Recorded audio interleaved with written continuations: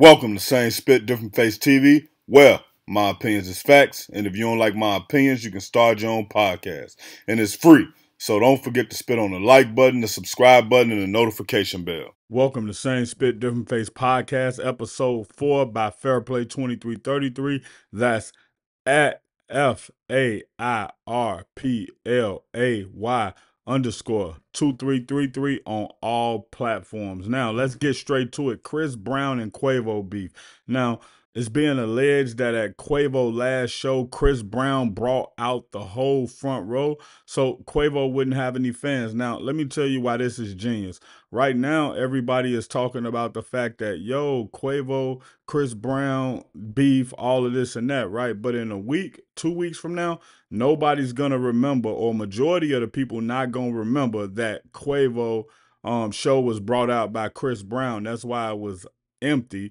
They're going to remember that his show was empty, and then they're going to start saying he fell off. Now, I'm hearing a lot of fans say, oh, he still got paid. He got the money. It don't matter.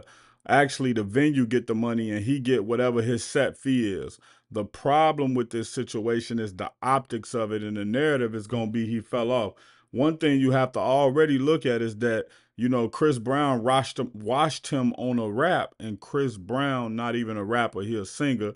Then Quavo came back and put Takeoff on the song. Quavo verse was so-so, Takeoff verse was decent, but now if you Chris Brown, it's only a lose-lose if you reply to this track because Takeoff on it, and you don't want nobody to misinterpret anything you say as if you trying to diss Takeoff. So what you got to do is just continue to play these little games, maybe one or two, and then you have to understand it's also irritating for a rapper to come out to the show thinking he finna perform for thousands of fans or hundreds of fans, and then it's no fans there. So from this standpoint, in my opinion, he has to be very upset about this situation. They saying Floyd Mayweather is stuck in Dubai because he owed a tab that he can't play. Now, could that be true? Of course it could be true. Do I think it's true? Quite possibly. I mean, Dubai not going to come out and say anything about it, and Floyd not going to be able to leave the airport, so he'll just sit there until he gets the money. Now, maybe they can hold him, quote-unquote, hostage and put a fight together, let that fight happen, and then Floyd make that money and he can go back home. But the real part of this situation is that Gervonta Tank Davis, he got into it with Floyd Mayweather. Now, he called Floyd Mayweather a hater because Floyd Mayweather ended up helping Ryan Garcia beat Devin Haney. Now, in my opinion, that's not a hater. Why? Because Floyd Mayweather always come and extend himself. He tries to help all of the black fighters. When Deontay Wilder lost, he said, hey, I can get in the gym with you. I can help you with defense. When Devin Haney first came out, Floyd Mayweather told him he can get in the gym with him and help him with defense. When Gervonta Tank Davis was running around with him, he told him he could help him with defense. And a lot of these guys end up ishing on Floyd, like Floyd not 50-0, like he not one of the greatest fighters. But in our culture, our black culture, a lot of times, they taught to not respect the elders. They taught that, that's old school. We ain't got to listen to that. That ain't how I do. That's how they did it back in the day. They don't do it like that no more. Or, a lot of people just want to be able to say, yo, I'm self-made. I did it on my own. Didn't nobody help me? And that's the point you got to understand, is that everybody gets help. You know what I'm saying? Gervonta Davis, he got somebody that sparred with him. He got somebody that trained him. He got somebody that got him started in boxing. Somebody gave him his first pair of boxing gloves. Somebody told him, hey, man, you should start boxing. Somebody put him in the gym. But it always seemed that in our culture, when we get to a certain level, we stop wanting to seek counsel. We want to say we did this all by ourselves, when there's so many people around who put these deals and these fights together for us. But you can't be mad at Floyd Mayweather because he want to help Ryan Garcia, because Ryan Garcia is open to being helped by Floyd Mayweather. This is the same type of counsel Devin Haney could have got. And I think the last thing that I really want to say about this is that you have to remember you're supposed to use young man for war and old man for counsel. And I hate to keep saying this, but in our culture, they don't use the old man for counsel. They just try to throw the old man to the side, and all of that wisdom he has just dies with him. So we got to get back to reaching out to the elders. You know, the young women reach out to the old, and the young men reach out to the old men, because that's how you get that knowledge. Like, it's a saying, if I knew then what I knew now, I would have been much farther. Well, guess what? The way you get to know now what you could have knew then is by getting it from somebody who already experienced it. Lil Wayne has a line in the song where he says, "I got it all, but I beat you like you stole something." Devin Haney was literally beat like he stole something. It was so genius what Ryan Garcia did. Like, you heard people saying he needed a mental evaluation. You heard people saying that maybe he needed to call a fight off. And you heard people saying that he was gonna be beat by a long shot, and it wasn't even close because he wasn't serious. But we come to find out that he was very serious. He was playing everybody, and he handled Devin Haney easily.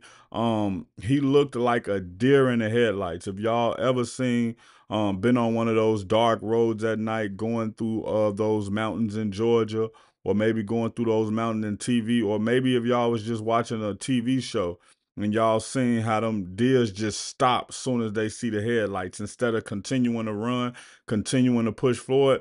That's what Devin Haney did. And, you know, Haney did make a statement after he lost, and basically he was saying, you know, I kept getting up each time, and, you know, I'm a fighter and I'm a warrior. And nah, bro, you kept getting up because you had to, but I'm sure in your mind you wanted to stay down. And I guess that do kind of make you a fighter and a warrior. But at this point, when you first came in, the very first fight I ever saw Devin Haney um participate in, I was like, man, this guy's defense is terrible. Like, the way he was blocking, the way he was, and he hasn't developed his defense.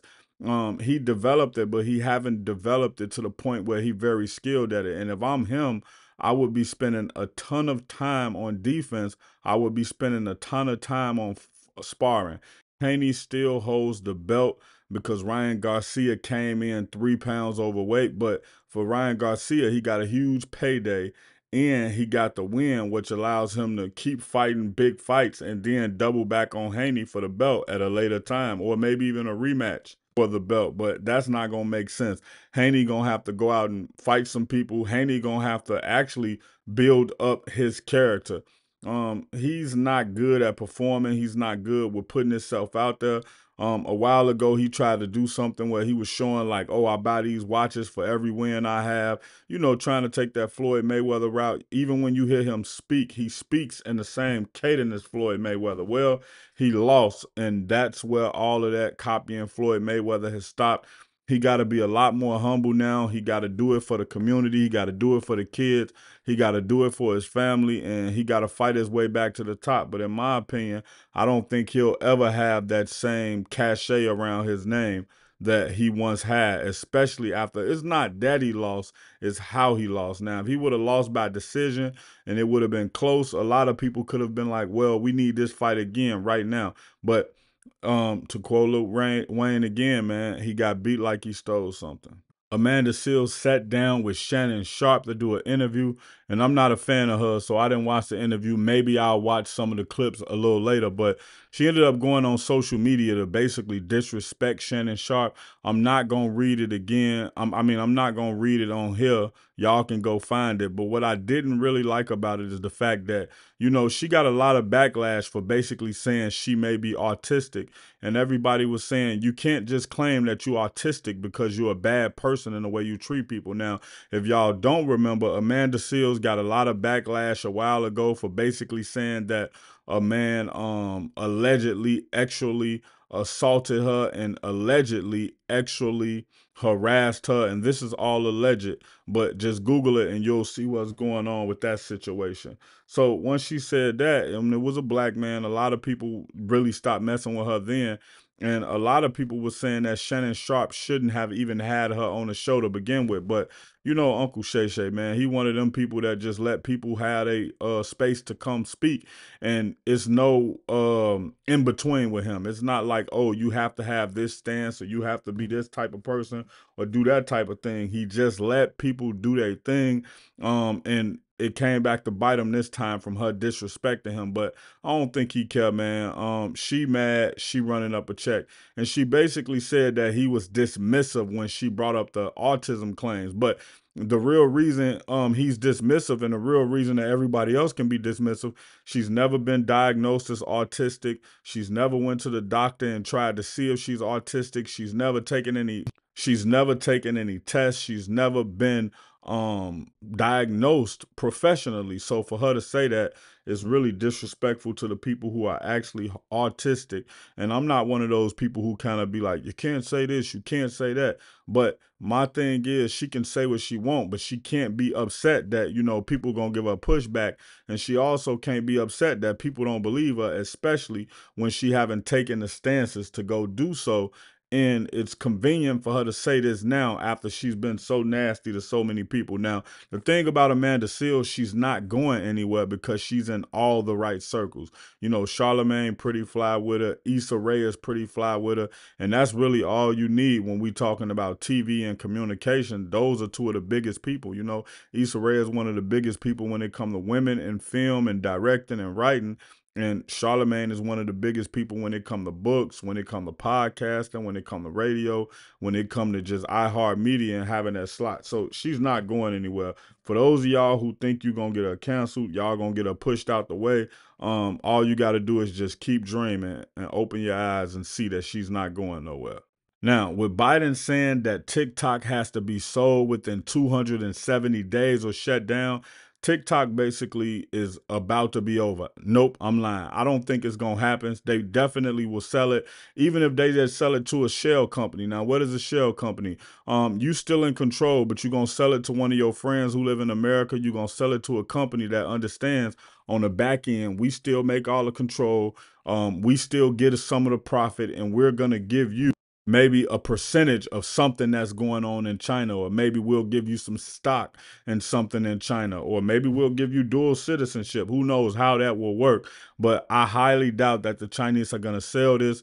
They're going to sell it, but I don't think they're going to sell it to anybody where they won't have some type of say-so or control, or they may sell it and then just shut it down in China and create another version of it that can be used in China, which economically that kind of hurts the American base of TikTok, because what will end up happening is that the original TikTok won't be able to be seen in China. And we know China is like a billion-dollar conglomerate when it comes to stuff like this. So we definitely got to keep our eye on this situation and see how this go. But Soulja Boy definitely said that he would like to buy it. And he tried to explain to everybody, you know, TikTok breaks so many artists, it breaks so many people. Myself personally, I have like 20,000 followers on there from like doing Chicago do's and don'ts. So I understand the importance of it.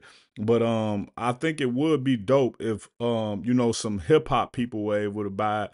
Like, but we don't be standing together, man. I think like Jay-Z could come together. Maybe 50, well, Jay-Z could buy it by itself, Jay-Z and Beyonce. But basically, without naming a whole bunch of rappers or actresses, I think if we were more together as a race, we will be able to come together and buy it. And, you know, TikTok helps artists make a lot of money off of it, and they help them blow up. So it would be beneficial if somebody already in the hip hop game was the one who was put that proposal together and was able to buy it from China. Deion Sanders left Jackson State University with him to go to Colorado, and now she's entering the transfer portal to leave Colorado.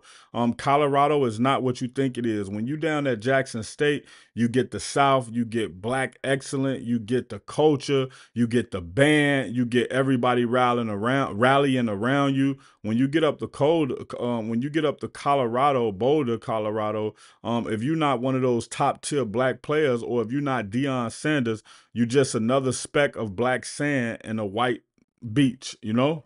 And I hope that don't go over y'all head. When we look at Colorado, Colorado does deal with a lot of racism. I'm not saying everybody, I'm not saying all, but I'm saying it's a majority, a lot of people. And I'm also saying that it's a lot of people who complacent, who don't stop that. So when you get up there, you start to see a lot of different stuff. Now, because her father is there, she's obviously not gonna say what the real reason is she want to leave. But when you look at when she left Jackson and was saying it was shootings on the campus and et cetera, right? So the one thing I hate when people leave white establishments and they try to do it quietly, they try to do it peacefully, they do a little PR statement, but then when they leave black establishments or black businesses, they try to slander them, they try to tear their name down, they try to tell other people don't go there.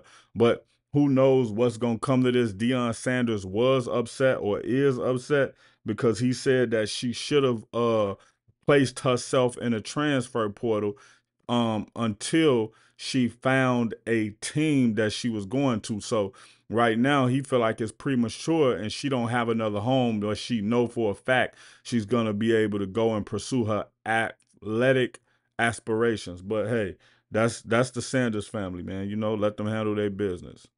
Jokic's brother, I can't remember which one it was, but one of the sleaze balls, he punched a fan outside the stadium. And the crazy thing about this is that Adam Silver haven't said anything about it. Now, I've been on record with saying Adam Silver is one of the worst commissioners ever, man. He's right up there with Commissioner Gordon in Gotham City. He should have addressed this right away. It's on camera, it's on film. It's not hard to figure out if he punched the person, but when you look at the way that they deal with some of the things with some of the other athletes, and you know, I don't want to make this a racial podcast, but I feel like it's been coming to that on a lot of these topics. But when we look at what he did with Ja Morant, and I agree with the decision he made with Ja Morant, because you got to slow Ja Morant down. When you in a Ferrari and you're going too fast and you going around some curbs, eventually you're going to lose control and crash. So you had to stop Ja Morant and help him see the seriousness of it before he crashed out. But also at the same time, when you see other people doing stuff when they attach to other people, like Jokic, you have to come down on them with the same harshness. You have to play this situation. You have to say it don't matter what's happening. You can't be interacting with fans like this. And then when we have those situations where we see players interact with fans, like when a fan get into it with Russell Westbrook and Russell Westbrook had him removed from the stadium, or LeBron James have him removed from the stadium, it'd be so much outrage with, oh, why is the player acting like this? Why is the player being a baby? They paid to come see all of this, right? So I think that the Jokic brother should be suspended from coming to games, but obviously he won't. His brother is up for the MVP this year, and Commissioner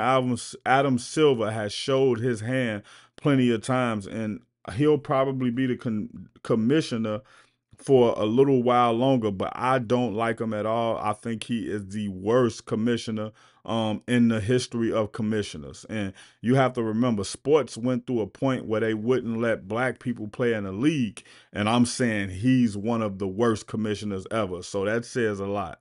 Caitlin Clark was offered $15 million by Ice Cube in the Big Three League. If I'm her, I take it. But you know, the Big Three League got a reputation of being like a brutal league. It's got the reputation of you don't want her to get out there and possibly get hurt, and you also don't want her to get out there and not live up to her potential, or have grown men with grown man strength who not worried about their career. They worried about their reputation out there, giving her hard fouls or trying to play too hard against her.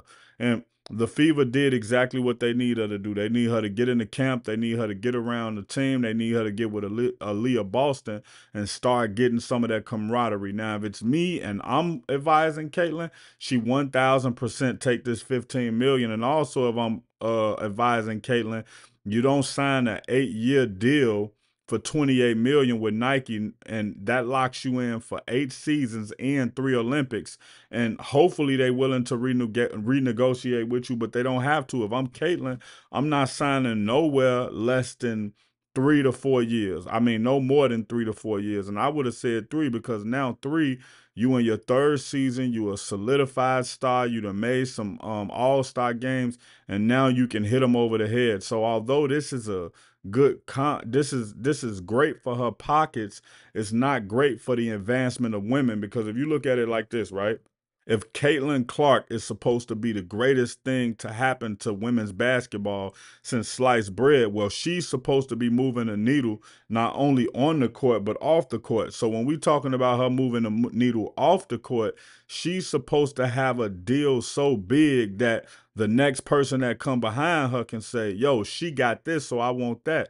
So when you look at this situation, she set the standard for the market. So like, let's just say Asian Wilson come behind her, and even though she's more accomplished, um, she hasn't upped this game to the point to where, you know, it's sold out every game and everybody talking about her name and all type of media and coverage and all of that type of stuff, right? So what does her deal look like? Does her deal look like 28 million over the next 12 years?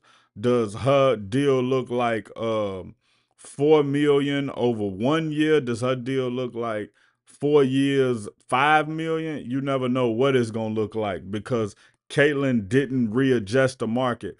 And for those of y'all who don't understand what readjusting the market is, whenever you look at the NFL, a quarterback always say he wants to be the top played quarterback or any player, right? So if that quarterback sees a player get $10 million over 5 years, if that quarterback has a better season than him or more passing yards, or if he wins MVP, that quarterback is going to say, I want 5 years, 11 million, or whatever the case may be. They trying to top them. And what that does is that help reset for everybody to make more money. So although it looks good for Caitlyn, it didn't do anything for the league to reset how much they'll make. Now, obvious, with a lot of these games being sold out this year and they making more money and they're going to make more TV money and more endorsements, it's going to get them paid more starting next year, and it's going to look like, oh, Caitlyn did something so great for the game, which I believe she's going to do some great things. But in this one, I feel like whoever was advising her was just trying to get their check off the books and maybe even threw somebody else in there with Nike for them to get help. But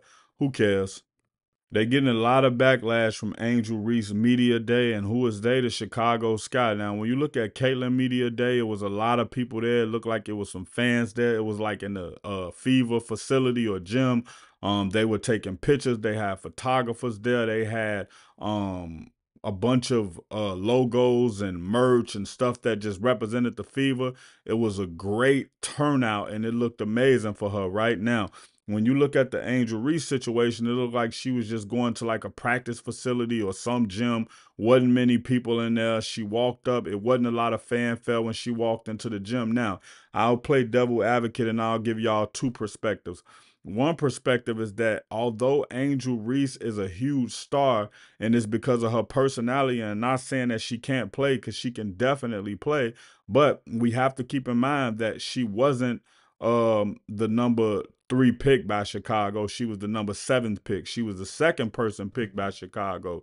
So when they look at that situation of, you know, who she is off the court, and this is why I tell people all the time, sometimes a player's star power can be bigger than their game, and it can be offset. So the fans looking at her and saying, well, why didn't she have more fanfare? Why wasn't there more reporters there? Why wasn't it in a bigger gym? And Chicago is probably looking at it like, hold on, this is a rookie. She wasn't even our first pick. Now, it would be cause to pause if Camila Corrado, if she had a media day and it didn't look extravagant and it wasn't a bunch of people there to talk to her, then I would say personally myself, I would say, okay, they dropped the ball. But I don't think the Sky dropped the ball. I think they're just doing it in a line with what you would see from a person who's the second pick on the team. What you would see from a person who's maybe a starter, but maybe somebody the sixth man off the bench. So that's this is just a case of her star power being bigger than her basketball power. Shout out to Giannis, man, the Greek freak. This is one of the best stories I ever heard, right? He said he went into Nike and Nike was trying to get him to sign his contract. And he said, yeah, that's cool, but where's my brother's contract? And they said, oh, you'll sign now and we'll get his contract ready within the next week. He was like, nah, I'm not signing then. We can put that to the side and we'll just wait until you get his contract. And see, he's smart because what they'll do is they'll sign him to a contract, and then they'll give his brother an unfavorable contract just to do it, because it's like, we already got you locked in this contract. What can you do? No, Giannis is like, no, y'all not signing me. I'm not putting my name on nothing. My brother needs to sign his contract first, and I need to see it and make sure it's correct so our lawyers can look it over, so we can make sure that y'all not lowballing him, and I better make sure that he getting the type of money he need. I think this is the epitome of nepotism, and it's beautiful, right? When you look at a company, you can work at a company all your life, right? And then that company boss, his son turned 16, and he started coming to work at the company over the summer, and you're not really thinking nothing of it. You just thinking like, oh, this is the boss son, let me be nice to him, let me maybe if he likes me, he'll go tell his dad that I'm a great guy, and his dad will promote me. And then that guy goes off to college, and then when he comes back, he comes into a management position, maybe an assistant store manager or a store manager, and then before long, he'll be running the actual company, and he'll be in a senior position. He'll be a general manager, or eventually, he gonna be the CEO, the owner of the company, and it's nothing you can do. So when we get in position, and I mean black people, when we get in position, a lot of time they tell us, hey man, leave your homies behind, leave your friends behind. You can't do this, you can't do that, you can't. Yes, you can. You can do it. You have the power. You have the leverage. Like right now, LeBron James is about to leverage his power in order to get his son into the league right now so they can play together. Do I think Bronny deserved to be in the league? Of course, I think he can play in the league. Do I know how great he'll be in the league? I always thought he would be like an Oladipo type player. Maybe if we was talking in 2K standards, his highest rank would be like a 94, between a 91 and a 94 at some point. But who knows how he'll turn out. But the most important part is that LeBron James is in a position of power, and he's going to make sure that he can do everything that he can do to make sure his son gets in the league. And it's only with us that they tell us, yo, you can't do that. You shouldn't bring them along, lead them there. No, you should put your people in position, get in power, and put your people on. That's what you need to do. Everybody else be talking whatever they talking. Salute to Giannis, man, because that was amazing. Once again, this is Fairplay 2333 of Same Spit Different Face podcast. Well, my opinions is facts, and if you don't like my opinions, you can start your own podcast. And if you do like my opinions, you can follow me on all platforms at FAIRPLAY_2333. Click the like button, the subscribe button, and the notification bell. Peace.